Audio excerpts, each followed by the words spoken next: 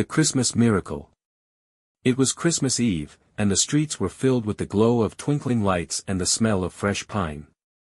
Emma, a young woman in her mid-twenties, was walking down the quiet street in her small town. She had always loved Christmas, but this year was different. Her family had moved away, and she had no one to celebrate with. As she passed the church, she noticed a small, old woman sitting on the steps, wrapped in a thick shawl. Her eyes seemed sad, and Emma felt an immediate urge to stop and check on her. She approached the woman, who looked up with a kind smile. "Are you all right, ma'am?" Emma asked gently. The old woman nodded, though Emma could see the sadness in her eyes. "I'm just waiting for someone," the woman replied softly. "But I don't think they'll come. Not this year." Emma sat beside her, and for a moment, they just looked at the stars above. After a long silence, Emma said, "Why don't you come to my house? I have a small Christmas tree and some food. It won't be the same as having family, but it's better than being alone." The old woman's face lit up. "You're very kind, dear. But I wouldn't want to impose." Emma smiled. "It's no trouble. Everyone should have someone to share Christmas with." The two of them walked together to Emma's small home. As they sat down to a modest dinner, they talked about their lives, their hopes, and their memories of past Christmases. Emma realized that, though her family was far away, she had found a new friend in the most unexpected place. Later that night, just before Emma went to bed, she heard a soft knock on the door. She opened it to find a young man, carrying a bouquet of flowers. "I'm so sorry I'm late," he said, looking at the old woman with tears in his eyes. "I've been looking for you everywhere. You were right all along. I should have come home for Christmas." The old woman, her eyes glistening with joy, embraced her son. And Emma, standing quietly in the doorway, smiled, knowing that sometimes the best Christmas miracles happen when you least expect them. The end.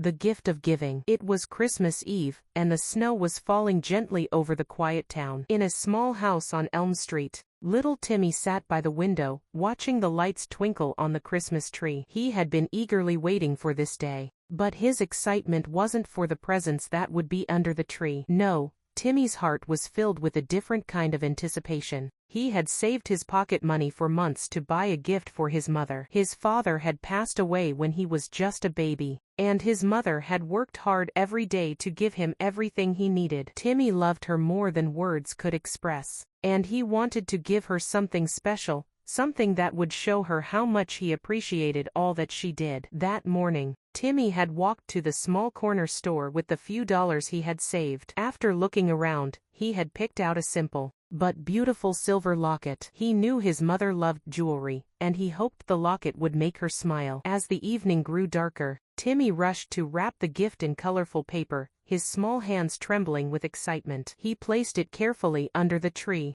hoping his mother would find it when she came home from work. But when his mother finally came in, tired from a long day, Timmy could see the worry on her face. There was no smile, no warmth in her eyes like usual. She smiled weakly at Timmy and gave him a hug, but he could tell something was wrong. "I'm sorry, Timmy," his mother said softly. "There's no money left for Christmas dinner this year. I know you were looking forward to it, but we'll have to make do." Timmy's heart sank, but then he remembered the gift he had wrapped for her. With a burst of courage, he ran to the tree and handed her the little package. "Mom," he said, "I got you something for Christmas." His mother's eyes filled with tears as she gently opened the gift. She gasped when she saw the locket, holding it in her hands with reverence. "Oh, Timmy, this is beautiful." "But, sweetheart, you didn't have to." "I wanted to," Timmy said, his eyes bright. "You work so hard, Mom. I wanted to give you something because you give me everything." His mother's heart overflowed with love and gratitude. She hugged him tightly, unable to find words. Just then, there was a knock at the door. When they opened it, they found their neighbor, Mrs. Jensen, holding a basket filled with food,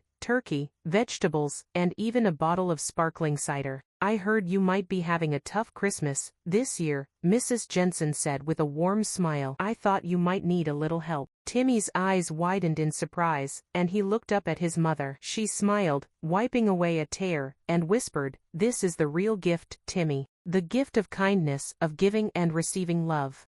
That Christmas, Timmy learned something even more important than presents. The true meaning of Christmas is not in what we receive, but in what we give, and in the kindness and love that flow between people. The end. The Christmas star. On a cold winter night, the small village of Oakridge was covered in a thick blanket of snow.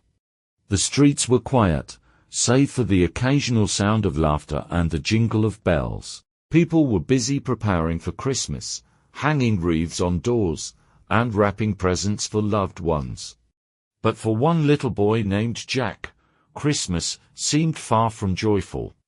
Jack lived with his grandmother, who was kind but frail, and they had little money. Each year, Jack watched as other children excitedly talked about the toys and gifts they would receive, but for Jack, Christmas was always a time of longing. He didn't ask for much, just one thing, a star. A small, shining star to hang on top of their tree. The problem was that Jack and his grandmother couldn't afford a star. Every year, Grandma would make a simple decoration out of paper, and Jack would pretend it was the star he wished for. But this year was different. Jack had saved every penny he could, hoping to buy a real star for their tree. On Christmas Eve, with just a few coins in his pocket, Jack walked to the village shop. It was late, and most of the shelves were empty. As he looked around, he felt a pang of disappointment.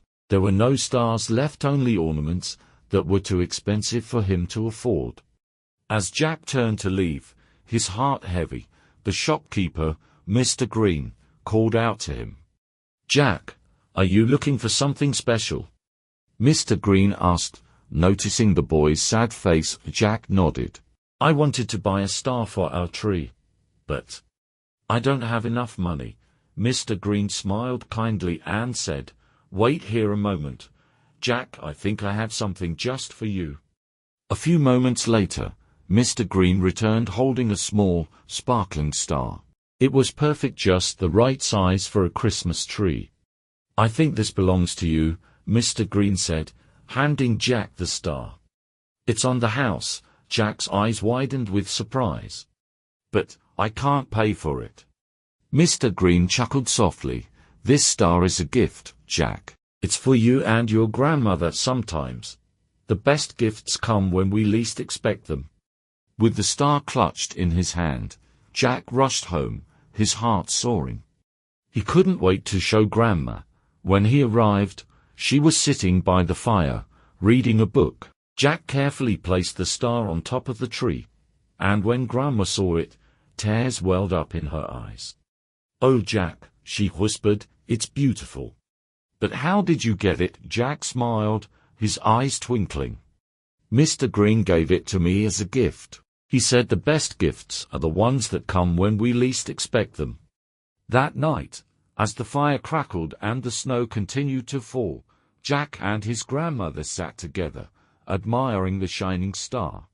For the first time, Jack felt that Christmas was truly magical. It wasn't about the presents or the money, it was about kindness, generosity, and the love that connected people, even in the coldest of winters. The end.